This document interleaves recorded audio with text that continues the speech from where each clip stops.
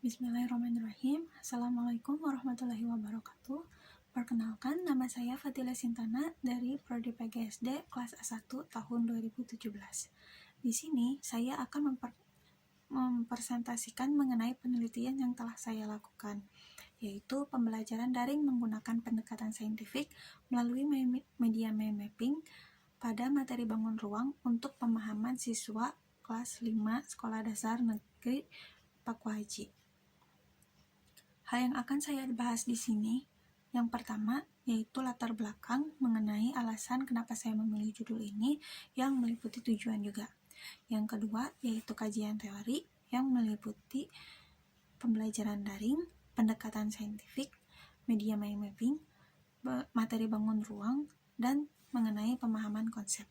Yang ketiga yaitu metode penelitian yang meliputi metode penelitian, subjek penelitian, instrumen penelitian, prosedur penelitian, dan prosedur pengolahan data. Yang ketiga ada hasil dan pembahasan, dan yang kelima yaitu kesimpulan. Yang pertama, saya akan membahas mengenai latar belakang masalah. Pada saat ini, dunia telah dihebohkan dengan adanya wabah yang bernama COVID-19. Karena adanya wabah ini, maka pemerintah mengeluarkan surat keputusan yang berisikan seluruh kegiatan dilakukan secara daring, termasuk kegiatan belajar mengajar atau KBM.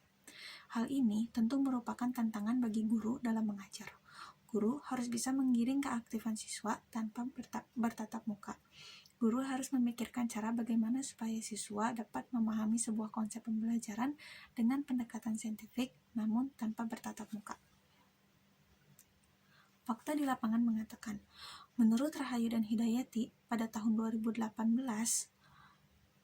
dari yang diterbitkan pada jurnalnya, sebagian siswa menganggap pelajaran matematika itu cukup sulit. Salah satu yang menjadi kesulitan dalam pembelajaran matematika mengenai pemahaman konsep dari pembelajaran matematika itu sendiri. Ini merupakan tantangan bagi seorang guru bagaimana supaya siswa dapat paham mengenai pembelajaran matematika tapi dalam pembelajaran daring. Solusi yang bisa saya sarankan di sini yaitu menggunakan media mind mapping. Tujuan dari penelitian ini sendiri, yang pertama, menerapkan skenario dan implementasi dari pendekatan saintifik melalui media mind mapping. Yang kedua, mengetahui respon guru dan siswa sebelum dan sesudah penerapan mind mapping pada pembelajaran. Yang ketiga, mengetahui kesulitan apa saja yang dialami siswa dalam pembelajaran daring menggunakan media mind mapping. Yang keempat, mengetahui kendala guru dalam pembelajaran daring menggunakan media mind mapping.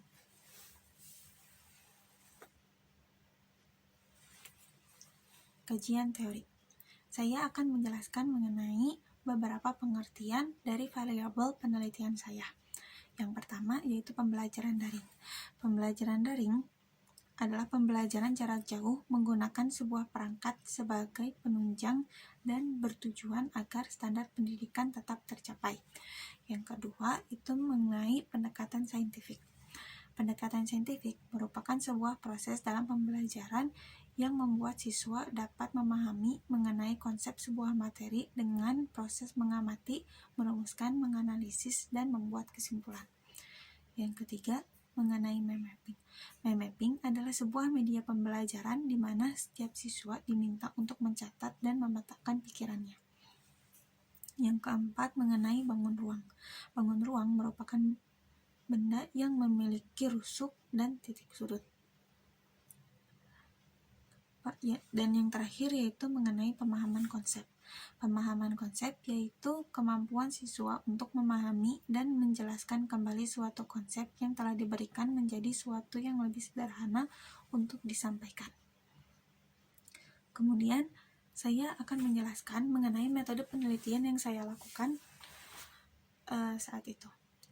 Penelitian ini merupakan penelitian deskriptif kualitatif yang bertujuan untuk menggambarkan upaya yang dilakukan oleh guru dalam memperbaiki kualitas pembelajaran bangun ruang dengan menggunakan media mind mapping pada pembelajaran daring pada pemahaman siswa.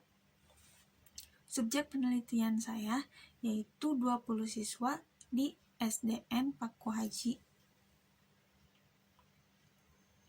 Instrumen yang saya gunakan yang pertama yaitu wawancara untuk mengetahui masalah yang dihadapi oleh guru dan respon siswa mengenai pembelajaran menggunakan mind mapping. Yang kedua itu observasi untuk mengetahui masalah yang terjadi di lapangan dan untuk mengetahui terlaksananya atau tidak sebuah pembelajaran pada penelitian. Yang ketiga yaitu tes tulis, yaitu untuk mengetahui peningkatan yang terjadi sebelum dan setelah menggunakannya mind mapping. Yang keempat ada angket untuk mengetahui respon siswa setelah pembelajaran daring. Prosedur penelitiannya yang pertama yaitu adalah tahap persiapan. Di sini adalah waktunya untuk mempersiapkan beberapa hal yang akan digunakan untuk penelitian nanti, seperti wawancara kepada guru untuk mengetahui awal permasalahan, lalu menyiapkan instrumen penelitian seperti tes tulis, observasi, dan angket, rencana pembelajaran, dan lain sebagainya seperti silabus dan lainnya. Kemudian ada di tahap inti, yaitu proses pelaksanaan penelitian. Untuk tahap inti ini kita akan mulai melakukan penelitian, yaitu siswa akan diberikan sebuah video yang nanti akan diminta untuk diperhatikan. Nah, itu adalah awal penyampaian sebuah materi mengenai bangun ruang. Setelah siswa memperhatikan sebuah video, selanjutnya siswa diminta untuk mengerjakan sebuah tes tulis. Yang kedua yaitu tahap inti. Di tahap inti ini adalah pelaksanaan proses penelitian. Pertama, siswa akan diminta untuk mengerjakan sebuah pretest sebelum dikasihnya sebuah materi. Pretest ini difungsikan untuk mengukur siswa sejauh mana paham siswa terhadap materi bangun ruang. Setelah dilakukannya pretest, siswa akan diberikan sebuah video mengenai materi bangun ruang. Siswa diminta untuk memperhatikan dan mengulang serta bertanya mengenai materi tersebut apabila ada hal yang tidak dipahami. Kemudian, siswa mulai mengerjakan LKS, yang mana LKS ini adalah sebuah mind mapping yang nanti akan membantu siswa untuk memahami sebuah konsep dari bangun ruang ini sendiri. Setelah dilakukannya mengerjakan LKS, maka siswa akan mengerjakan post-test. Ini untuk mengukur apakah siswa sudah paham atau belum mengenai materi bangun ruang. Yang terakhir ada tahap evaluasi, yaitu mengumpulkan dan mengolah semua data yang telah dilakukan menjadi sebuah laporan, yaitu skripsi yang telah saya buat. Di sini ada prosedur pengolahan data. Prosedur yang dalam pengolahan data ini saya menggunakan Microsoft Excel tahun 2013. Hasil dan pembahasan. Skenario yang digunakan dalam penelitian berdasarkan langkah-langkah pendekatan saintifik yang dikemukakan oleh D'Amico dan Galloway. Ini disebutkan oleh Wibowo tahun 2017 pada jurnalnya. Berikut adalah langkah-langkah dari pendekatan saintifik ini sendiri yang telah dikemukakan oleh D'Amico dan Galloway, yaitu yang pertama menyatakan masalah, kedua mengumpulkan informasi, ketiga mengembangkan hipotesis atau dugaan sementara, yang keempat melakukan eksperimen, yang kelima menganalisa dan mengumpulkan data, yang keempat menarik kesimpulan. untuk respon guru dan siswa diambil melalui angket. Nah, untuk angket, guru mendapatkan skor 67% dan untuk siswa 76%. Yang dimana kalau dilihat pada tabel, maka ini termasuk ke dalam kategori baik. Berikut saya berikan hasil pretest, yaitu sebelum siswa diberikan materi mengenai bangun ruang dan sebelum siswa membuat mind mapping dari materi yang telah diberikan. Untuk siswa 1 itu 6,5, siswa 2 0, siswa 3 itu 9,75, dan selanjutnya bisa dilihat lagi.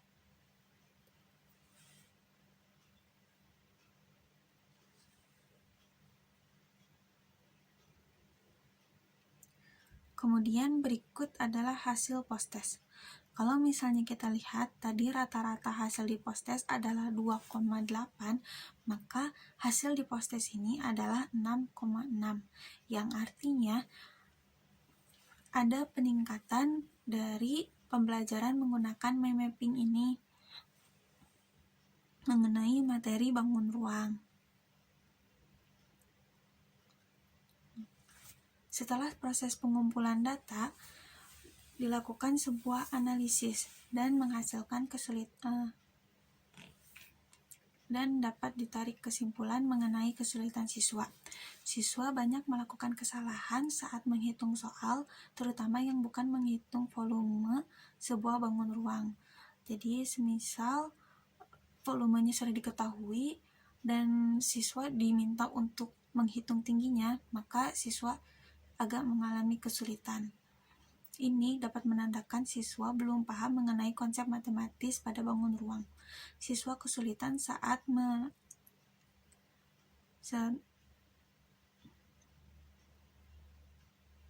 menamai karena siswa hanya mendapatkan materi dari video yang diberikan, serta siswa kesulitan dalam bertanya mengenai hal yang belum mereka pahami.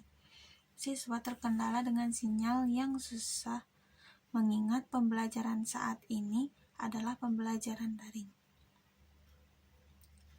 Kemudian terdapat juga kendala guru. Yang pertama adalah sinyal yang kurang memadai. Siswa kesulitan dengan sinyal sehingga itu dapat menghambat guru dalam menilai hasil siswa. Yang kedua itu mengkondisikan siswa. Siswa sulit untuk dikondisikan karena latar belakang siswa itu sendiri, seperti ada yang sulit untuk diajak sekolah, terus ada yang membantu orang tuanya, sehingga sulit untuk mengkondisikan siswa untuk mengikuti tes tepat waktu. Sehingga dibuatlah alternatif, yaitu dengan video pembelajaran agar siswa tetap dapat belajar kapanpun dan dimanapun. Yang ketiga yaitu kuota internet. Siswa cukup kesulitan dengan kuota internet, sehingga itu pun menjadi kendala bagi guru untuk menilai dengan tepat waktu, serta itu pun dijadikan alasan untuk tidak mengumpulkan tugas yang telah diberikan sebagai bahan penelitian. Hal ini menjadi sebuah tantangan bagi saya, dan akhirnya saya saya memberikan sebuah solusi, yaitu dengan menggunakan video agar siswa bisa mengunduhnya kapanpun, melihatnya kapanpun, serta tidak membutuhkan kuota internet yang banyak. Karena apabila kita menggunakan Zoom atau Google Meeting seperti itu, maka itu membutuhkan sinyal yang kuat serta kuota yang cukup menguras.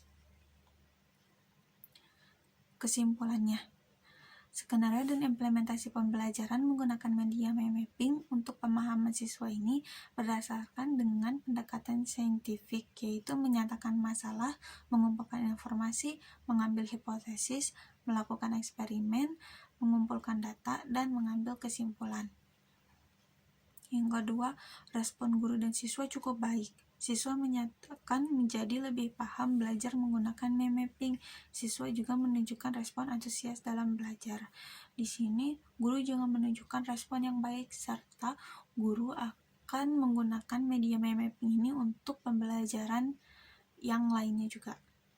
Kesulitan yang dihadapi siswa dalam penelitian ini adalah siswa banyak melakukan kesalahan saat menghitung soal, terutama yang bukan menghitung volume sebuah bangun ruang. Yang keempat, kendala yang dialami guru dalam pembelajaran daring ini adalah sulitnya mengkondisikan siswa agar melakukan pembelajaran sesuai dengan waktu yang telah ditentukan, mengingat kondisi siswa dan keluarganya berbeda. Kemudian, guru juga mengalami kesulitan berupa sinyal dan kuota internet. Guru membuat alternatif yang bisa membantu siswa agar dapat tetap belajar tanpa adanya gangguan dari sinyal maupun kuota, yaitu membuat video agar siswa dapat mengunduhnya dengan sinyal dan kuota yang sedikit. Mungkin segitu saja dari saya. Mohon maaf bila ada kesalahan. Wabillahi taufiq wal hidayah. Wassalamualaikum warahmatullahi wabarakatuh.